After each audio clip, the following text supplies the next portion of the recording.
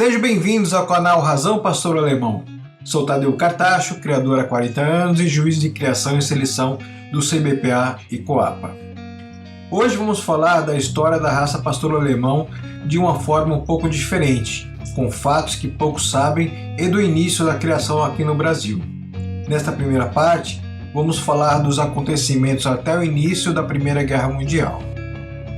O livro está baseado em trechos do livro The German Shepherd Dog, considerado a Bíblia do pastor alemão, versão em inglês do livro de Max von Stephanitz, traduzido por Joseph Schaubacher, titulado o canil em inglês Secrétaire Henri. No livro O Pastor Alemão, de autoria também de Joseph Schaubacher, além de relatos de pessoas que viveram na época e outros materiais coletados durante meus mais de 40 anos de sinofilia. E vamos ao vídeo!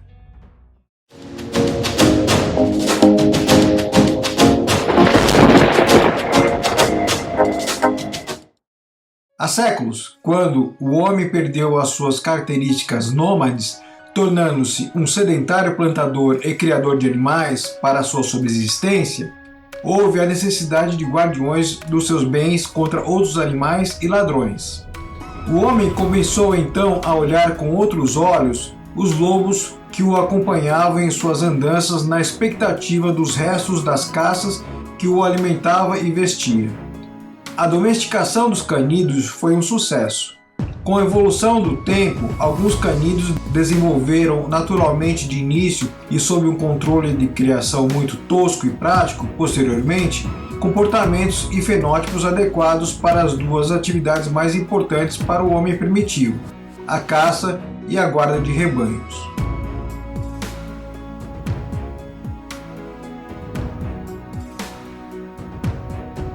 Em meados da década de 1980, já existiam cães na Alemanha de procedência inglesa com os nobres, mas existiam também cães pastores de ovelhas nos campos. Na região onde é hoje a Alemanha, foram desenvolvidas raças de cães pastores adaptadas ao clima e acidentes geográficos de cada região. Claro que os pastores, durante os seus encontros festivos e comerciais, contavam das qualidades dos seus cães no trabalho. Proprietários levavam suas fêmeas para serem cobertas pelos machos mais famosos e, da ninhada, separavam os mais parecidos fenotipicamente com o pai. Trocavam exemplares com os outros grupos de pastores e mantinham registros de criação, vamos dizer, informais. Mas no processo de seleção determinado pelas necessidades, foram chegando a animais com comportamento fenótipo cada vez mais eficientes para as atividades de pastoreio. Dois criadores de divisão se destacaram nesta época, e em 16 de dezembro de 1891, o capitão Heichmann Duno e o conde von Hahn fundaram a então Philax Club. Em 1983, criaram a primeira prova e livro de registro e encerrou suas atividades no ano de 1894.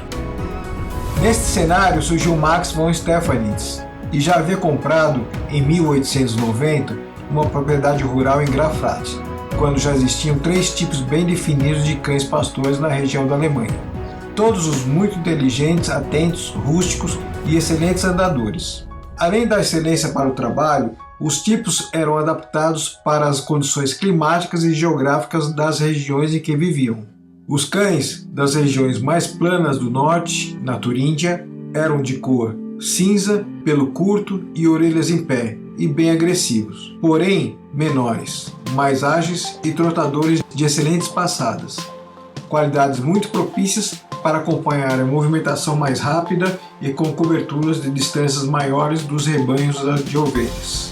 No sul, a região de Württemberg, terras acidentadas determinadas pelo derramamento dos Alpes, os cães pastores eram mais compactos, pesadões e com grande vigor físico, aptos a acompanhar os rebanhos colinas acima ou abaixo na busca de forrageiras.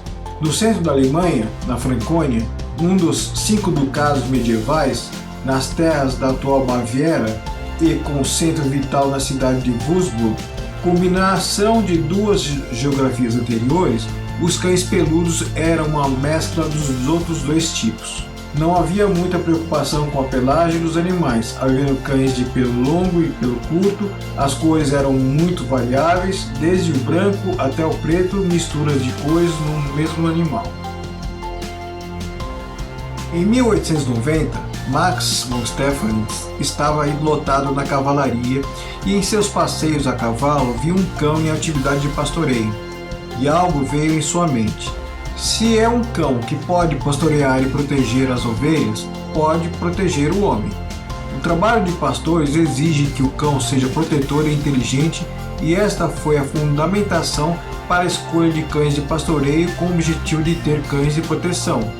Assim, o objetivo principal de Max era obter um cão de proteção e não um cão pastor de ovelhas.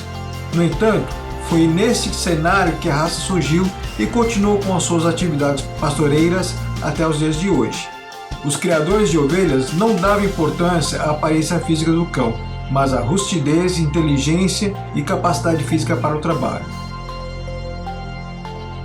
A partir de 1896, a criminalidade aumentou nas cidades alemãs e demandou cães de guarda.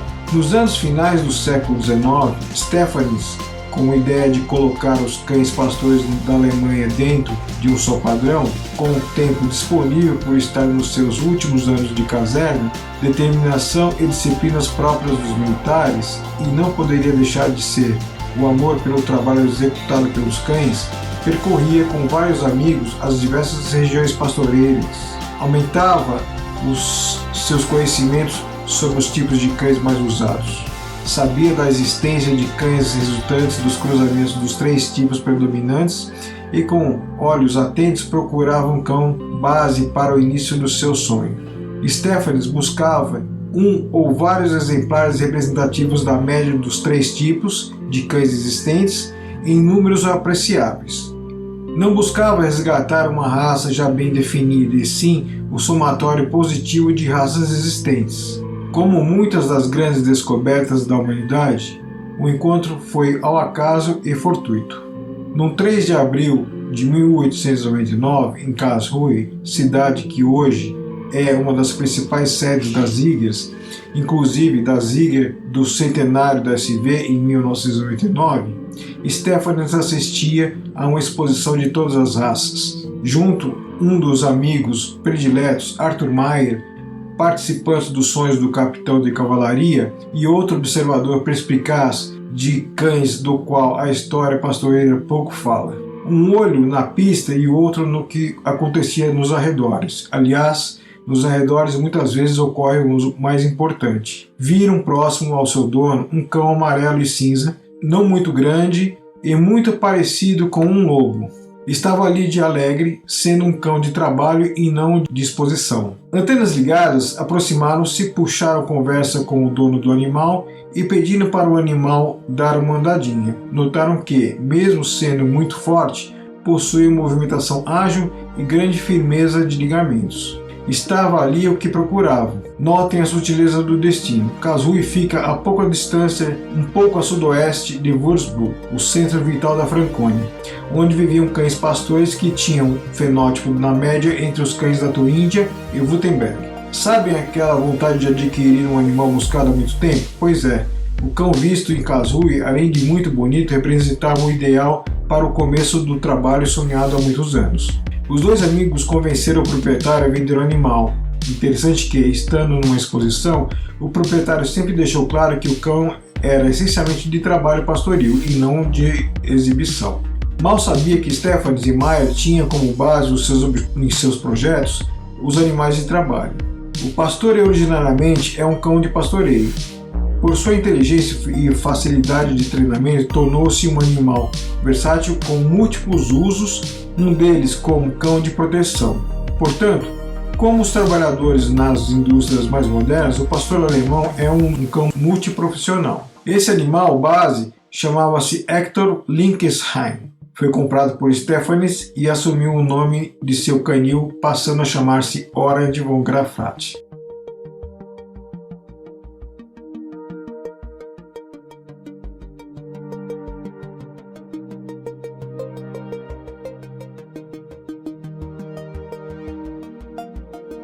O número de verdadeiros e genuínos estudantes da raça aumentou.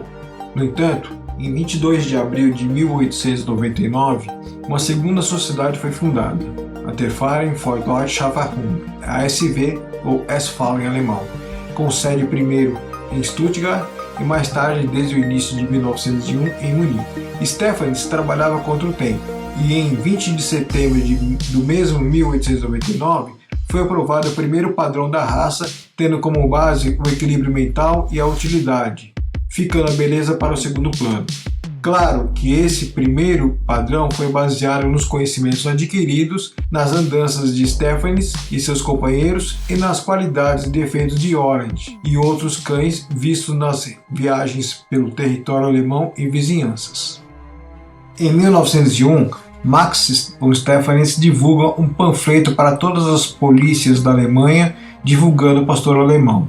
A essência do cão era a capacidade de proteger.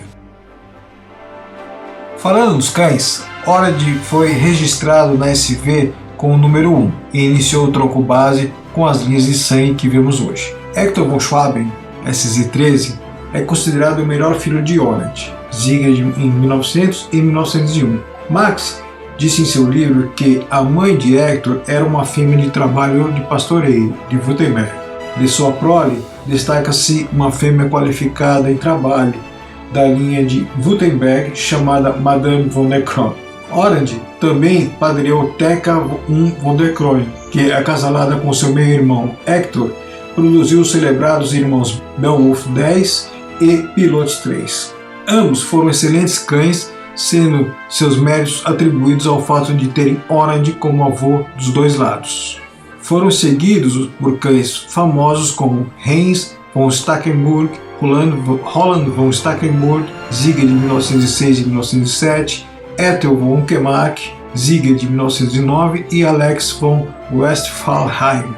Os primeiros criadores claramente apreciavam as vantagens de um inbreeding ou consanguinidade inteligente e bem estudada, que entendiam como o meio mais rápido de se chegar a um tipo padronizado.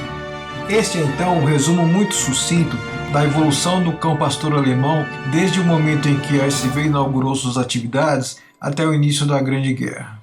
Quem comparar as fotos verá que, em cerca de 15 anos de criação, a anatomia dos cães chegaram ao estado de alto desenvolvimento para a época. Os esforços foram direcionados para o desenvolvimento das características exteriores. O ideal da sociedade era desenvolver campeões de atividade policial a partir de campeões de exibição. O cão pastor, portanto, foi desenvolvido por amantes de cães como um cão de trabalho. O padrão pelo qual ele seria julgado e aprovado era este, a saber, a utilidade é o verdadeiro critério da beleza. Portanto, cães pastores alemães exibem em todos os lugares uma estrutura apropriadamente desenvolvida, uma anatomia compactada e projetada para a maior eficiência possível, poderosa, com linhas maravilhosamente bem proporcionadas e que atrai imediatamente o conhecedor, que logo reconhece que essa perfeita adaptabilidade confere uma capacidade de rápido direcionamento e poderes de resistência. Max von Stefanes.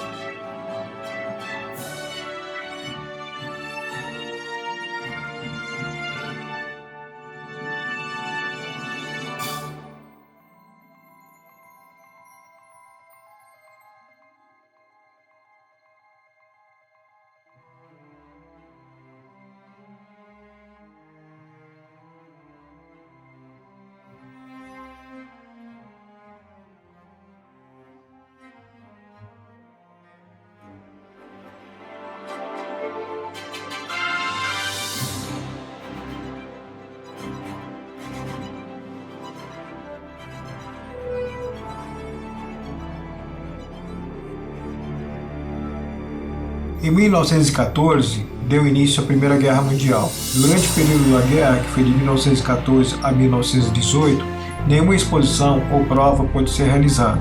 Portanto, nesse período não há Ziegler ou Zigri, tanto de exposição como de adestramento. No período da guerra, a SV difundiu a raça mundialmente e, a partir de 1914, iniciou o fornecimento de cães para a guerra, que girou em torno de 20 mil.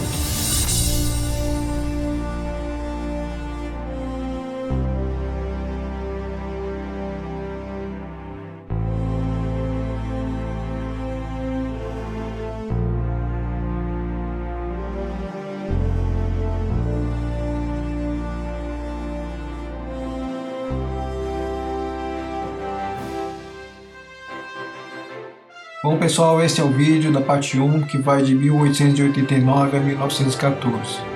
No próximo vídeo teremos a parte 2 de 1918 a 1980, incluindo o início da criação e desenvolvimento da raça no Brasil. Obrigado por ficarem comigo até aqui e até mais. Tchau!